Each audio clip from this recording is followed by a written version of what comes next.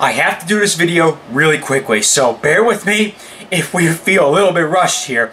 I gotta get this done within 15-20 minutes because the Carpool Karaoke episode with Paul McCartney is coming on CBS, so I really gotta get this thing rolling. That is like one of the best things ever. If you haven't listened to that video yet, you should definitely go do so because Sir Paul's just amazing, and we really got to get this done and over with because I got to see all the behind-the-scenes footage. So this video is going to be about my recent trip to the Poconos Raceway for the ABC Supply 500. And this is a video about all the autographs that I've collected throughout the weekend. And once again, I have assumed the role of the autograph hunter and the photographer for a weekend. And my God, was it a really good weekend outside of the hour and a half of terror we had with Robert Wickens. I'm telling you, man, I am just so glad because when Robert Wickens hit the fence, I stopped breathing for a second. And just a quick statement here. These IndyCar drivers are among some of the finest professional racing car drivers in the world. And that's because each time when they throw on that helmet and slap on the visor, they assume the risk. They assume that they accept the risk. I don't want to say assume. They accept the risk, and they do what they love because they love it. It's not about the money with them. It's not about the fame, the fortune. They just love to race. And I think, you know, this is why IndyCar drivers have a much higher standard for me, because there's a lot of respect among the drivers because you're operating a life and death machine here. And they do an absolutely outstanding job running those cars. And there's nothing much else I can say, you know. And if you're a racing fan, you also accept the risk. You know, you also got to accept the fact that, hey, this is a dangerous sport, and the unthinkable can and will happen. That was a total freak accident, and I'm just so glad that Robert's okay. And I'll make more of a statement in later videos, but since I really got to go here, I want to show you some autographs that I've collected over this weekend. And if you're new to the Verizon IndyCar series, the Verizon IndyCar series offers pit and paddock passes for the common fan. And it is highly recommended that you invest the extra money to go into the pit and paddock. I know, IMSA, it's free to get in the paddock with IMSA, and believe me, I wish IndyCar was free to get in the paddock also, but it does cost a little bit more. It's not much. You don't have to sell an arm or a leg to get one. They offer really good prices for them, and believe me, the drivers are out and about, and you can talk with them, get selfies, get photographs. You know, they really are just amazing people. You know, not that you know the younger generation NASCAR drivers aren't fan accessible. They are, but these people are they're some of the kindest guys out there, and some of them have really developed into like my friends. Like, I connect with them, and you get to know them on a more personal basis. But let's start off with this guy, Joseph Newgarden. That's one of his photographs signed from Indianapolis. In fact, I met him about 4 times. Got him to sign that as well. Oh, let's zoom out there. There you go. There you go. These are all mostly photos from Indianapolis I got signed, and I met him as he was driving on his little golf cart away to go to one of the drivers meetings, and he and Simon Pagenaud were there. Met him twice to get both of these 4 photos signed. And a big surprise for the weekend was this guy. That's Elio's signature. Elio was out and about because Shell was on the car for Simon Pagenaud, and really, Roger, you couldn't feel the car for him? God damn it. Shell was there and everything. You could have fielded a car for him. But he actually recognized me. His face lit up. He was like, "Hey, how you doing?" I'm like, "I'm doing fantastic. I'm glad you're here, man." He also recognized me in Indianapolis by saying how's Shelby doing, and he said hello to Shelby. And Shelby's a good friend of mine, knows I'm friends with her. So when a 3-time Indy 500 champion knows who you are, don't mean to brag or anything. That's freaking cool. And here's Mateus Matt Leiss. Matt Leiss is a damn cool guy. I mean, he think about it. He is a rookie. He was born the same year that Tony Kanaan started racing in kart. Feel old yet? I do. And there's the mayor of Hinchtown, and my God, he's really bounced back from the month of May. And I told him, I said, listen, you know, I'm just so glad you bounced back. And he said he really just appreciated the support. Yes, I do have pictures from Indianapolis of him, but I said to everybody, you know what? I can't bring photos from Indianapolis for him to sign it, because it's like, oh, sign a picture of the car you failed to qualify in. You know, that's just rude, if you ask me. So I got Pocono pictures from last year. That's why you're seeing all these AeroKit cars, and that's all the photographs I got signed from him. And Robert Wickens, you know, it's so surreal. You know, it's like before the accident, he was around talking. He was hanging out with Hinchcliffe, hanging out with his friends, hanging out with the team, you know, hanging out with the fans, signing autographs, taking selfies, and it's just so surreal, man, that about an hour later he was in the back of an ambulance. And thank the Lord in heaven, he's okay. And this man is my idol into racing in general, Mr. Tony Kanaan. And I even said to him, you know, that he was my inspiration in IndyCar racing. And I mean, that green 711 car was the sole reason I kept my eyes on the IndyCar races. That green 711 car was an iconic scheme. So was that Marlboro Team Penske. That's how I managed to become this diehard Leo and Kanaan fan here. Sorry, close my door there for a second. Anyways, moving on to Mr. Takuma Sato. Oh, why did I put Takuma Sato here? I think I got these out of order. Did I? Oh crap, I did. I put Sato with the rail stuff. This is my OCD kicking in, guys. I don't know if you got... Listen, anybody who, like me, who has OCD knows the struggle here. When you're organizing stuff by numerical order, it really ticks you off when you get it wrong. It really does. Believe me, some people put the die cast in numerical order. Me, I put my autographed photos in numerical order. So I was Sato out of order. Rob, get with the program here. Graham Rahal. And Graham's out there doing well. You know, we were talking about NHRA with Courtney, and, you know, he was talking about, you know, how they were on the race in Reading on the same weekend as Sonoma. And she's doing well herself. You know, I'm glad that the forces in Rahals are together. And Graham, you know, Graham really has turned it around, because now that he owns a couple car dealerships, he sees a life that's outside of IndyCar. And he's not pressured to solely become an IndyCar driver. He has a backing in case his career falls on the wayside. So the pressure is off of him. And now we're starting to see the performance come out of Graham. And I really think that Graham can win a lot more races. And he should have a lot more wins, honestly. This guy was not out and about at all at Indianapolis, but my God, he was the most approachable guy at Poconos, Sebastian Bourdais. Bourdais was an amazing guy to meet. You know, he's just very down to earth. You know, he's a 4-time Champ Car champion, a Long Beach champion. You would think this guy would be a cocky SOB. No, he's not like that. And oh, by the way, here's a fun fact for you for today. You see the 18 here. Sebastian Bourdais signs his photograph with number 18, not because that's his number. That is the year he signed it. I have autographs from him from 2014. He signed it with a 14. 2015, signed it with a 15. Sebastian Bourdais signs with his name and the year he signed it. That's just a very unique signature. That's how you know it's legitimate.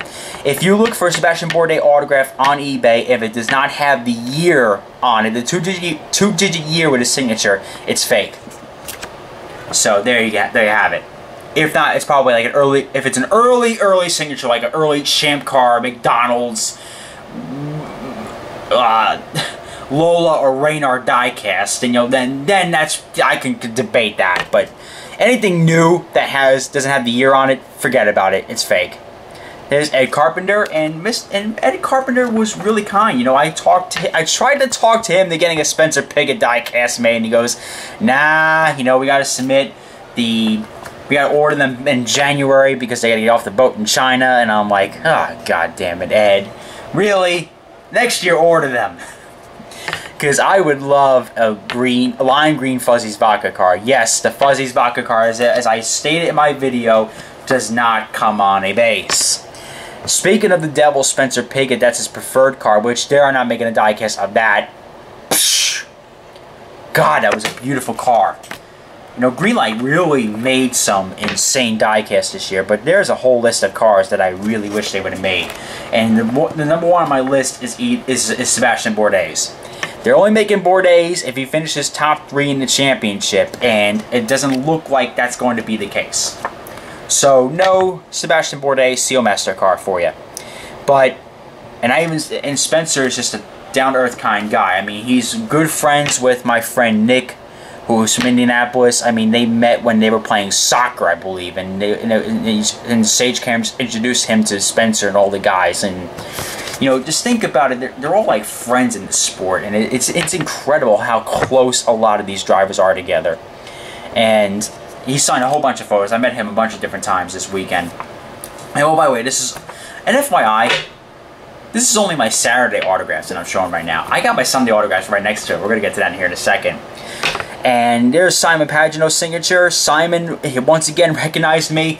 He specifically sees me in my Neon Pagenaud hat and my Simon Pagenaud t-shirt. Stops what he's doing, walks out of the garage, and greets me. And he remembers me from Indianapolis, because when I was in Indianapolis, he was like, oh, you're alone this time. Where's your friend? And the friend he was referencing to was Brian. Because he remembers Brian also, because me and Brian are always together. And he recognized me and recognizes Brian. So, he's a damn cool guy. And you know what? I love his dog. Oh my god. I am a cat person by every stretch of definition. But I'm also a Norman Pagenaud person. I love his Jack Russell. He's called Sous Chef Norman when Simon cooks in front of the TV. He's a well-known chef too. I bet he cooks great crepes. Yes, there was actually a t-shirt made out of that when he was with his Schmidt days. There's Charlie Kimball's signature, and Charlie Kimball is without a doubt one of the nicest gentlemen in the garage area. Just an all-around insanely kind guy, because I met him a bunch of times on Sunday. And I said, I really appreciate everything you did for me this weekend. And he goes, no, we appreciate you coming out into all of our races. And, that just makes you feel like, they really appreciate the fans. And I get that, and even though, I get people sometimes, they complain about drivers when they don't talk, they don't really respond to their questions. Well, guess what? Just them signing an autograph, taking the 5 seconds to sign their name, that to me is good enough. And while we look at Bobby Rahal's signature on a BMW, just them doing that in general is kind enough. And it's like they don't have to do it. That's not their job. But the fact that they do it is why I like them so much. There's Zach Veach's autograph. Zach Veach, oh my god, he's shorter than my friend Derek. And my friend Derek is a short stuff. Oh my god, it's like, I could pat him, I'm like 5'9", and I could pat him on the head. That's how short he is. He and Takuma Sato are the shortest drivers on the grid. Which, in all reality, it kind of is an advantage being short in IndyCar.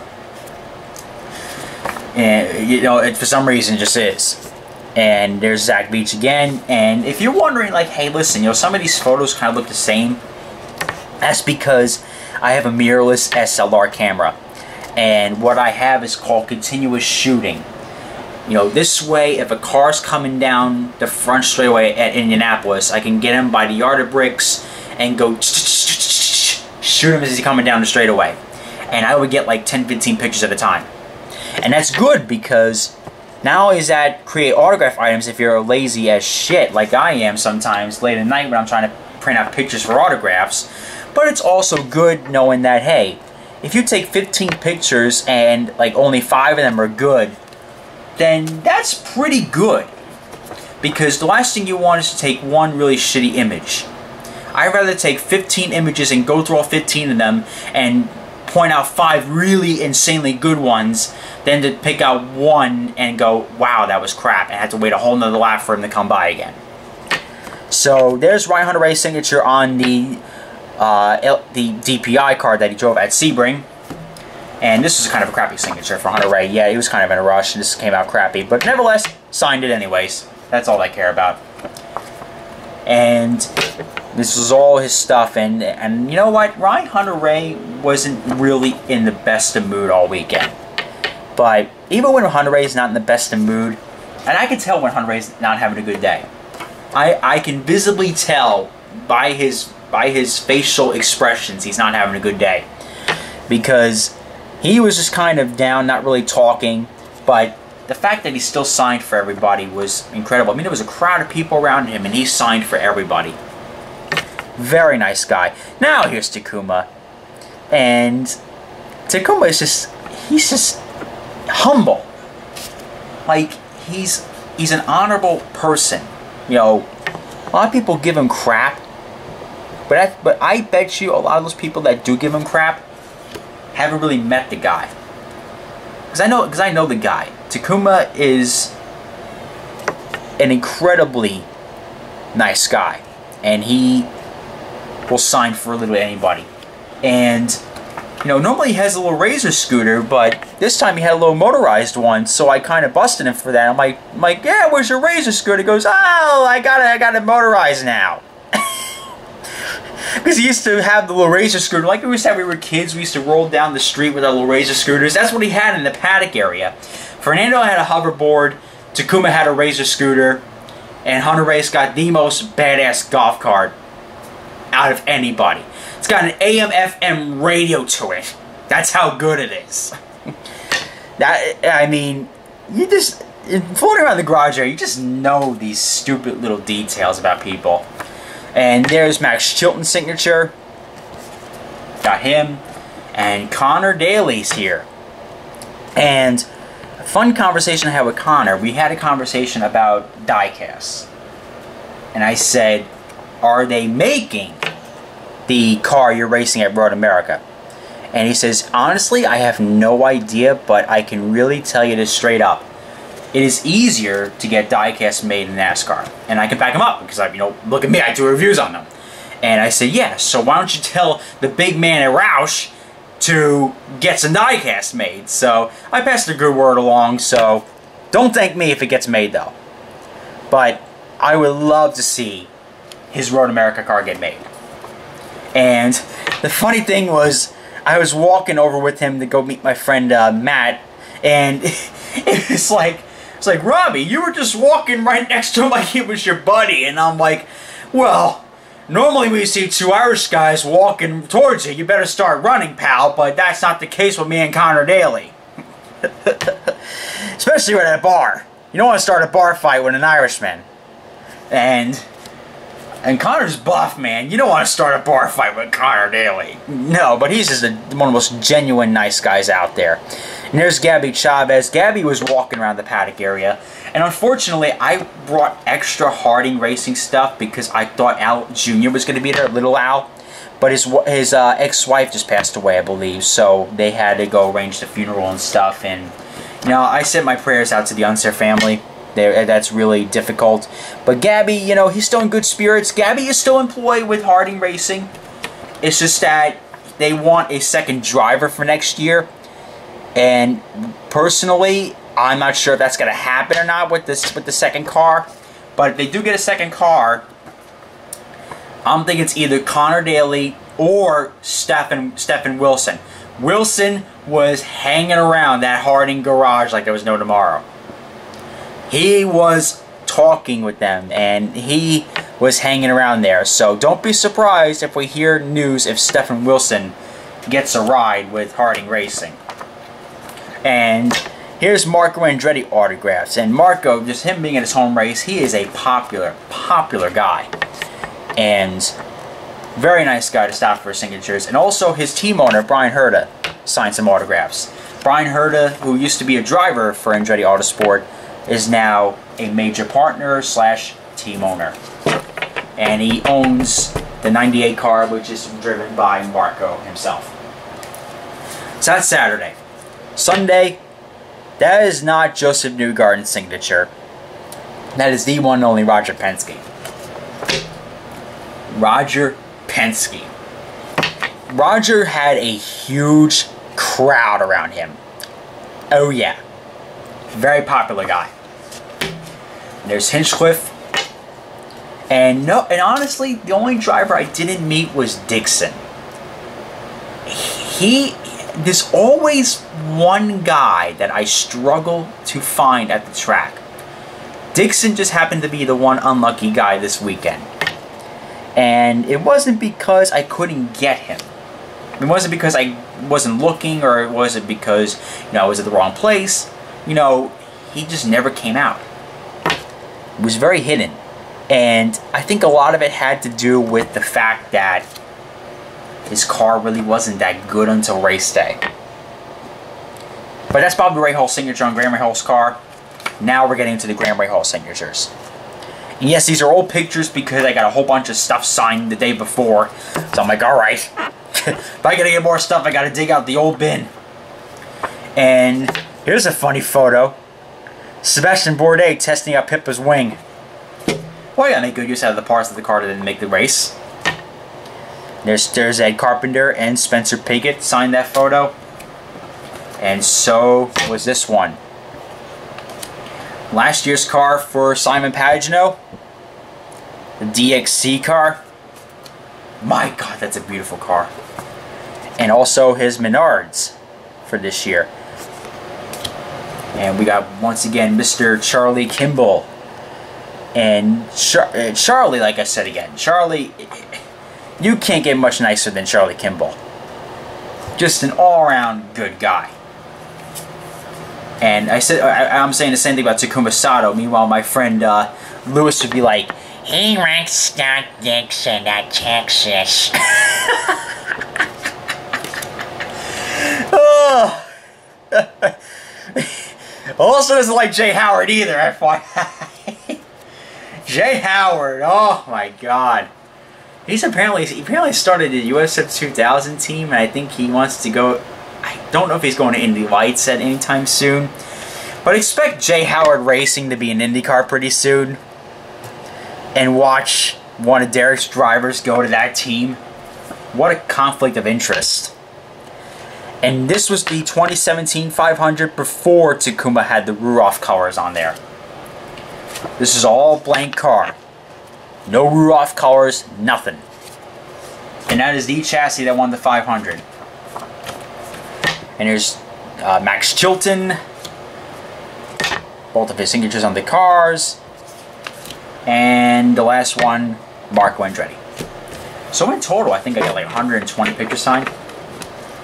Met all but one driver. I'd say it was a pretty damn good weekend. Oh crap, I forgot a few of them. Oh dear God. I had a couple of them, sorry. Couple Connor Dailies, just show you real quick. And before you say, oh, you didn't get Will Power. Well, yes I did. I did get Will. And this was on Sunday. And last one, Rossi. And Rossi just put out a ridiculous show. He made a bold statement to everybody that if you want to win this, if Scott Dixon wants to win this championship, he's got competition. Nobody's gonna hand it to Dixon. But Dixon is the guy that you have to beat this year. And I really genuinely think that Rossi can do it. This was the last race, I believe, where he could have made that statement to Scott Dixon, and he did it. Just by winning the race and Scott Dixon finishing third, that's easily a 15 to 20 point swing in his direction. That may not seem like a lot, but trust me, every little bit helps. Because if Dixon has another bad day at Gateway, it's on. It's on to Sonoma. And Sonoma is double points, which I don't want to get into double points. Double points at Indy, I'm slightly okay with that. But no. That's just fabrication. I don't like it. But it is double points, so keep that in mind, that a couple more drivers may have an eligibility to win the championship, but in my mind, there's only 3 people that I think could legitimately win it. Scott Dixon, Rossi, Joseph Newgarden. Those 3 have been the class of the field all season, and each time one of them wins, the others better themselves. And Rossi's now on a hot streak, so Dixon better now turn up the performance, because once Rossi, when he's confident, is dangerous. We saw him win at Watkins Glen. I said if he gets a little confidence in him, he won't stop winning. And what do you know? 3 wins now this season? We went Mid-Ohio, Long Beach, and now Pocono. This dude can win, and there's just no stopping him. I would like to see an Andretti Autosport guy win the championship. As much, and you know me, I idolize Roger Penske. I idolize Team Penske in general. I love Joseph Newgarden, and I really like Scott Dixon. I respect the hell out of him, but I want to see Rossi do it. I want to see Rossi just show everybody that, hey, I was rejected from Formula 1. Now I'm kicking ass in IndyCar. So I want him to do that. I want him to win this championship and make a bold statement to everybody else. And this guy is here to stay. And I am so impressed with Rossi's performance this year. And I genuinely think he can win the championship. Do I want him to win the championship? You bet. In a perfect universe, I would like to see Joseph Newgarden win it. But, my God, Rossi winning it would be great. Because he's just like, I don't know what's with him, but I just saw that in him very early on. I mean, when he won the Indy 500, I was kind of like, okay, pull off an amazing call. He deserved to win that race. But will we see him win again? Then when he won at Watkins Glen, I said, knock on wood, this guy's gonna be good. And what do you know? He turned out to be great. And look what time it is. It is 8 o'clock, so the Paul McCartney special is going on right now. So I'm cutting this off really short. Comment, like, and subscribe. Give peace a chance.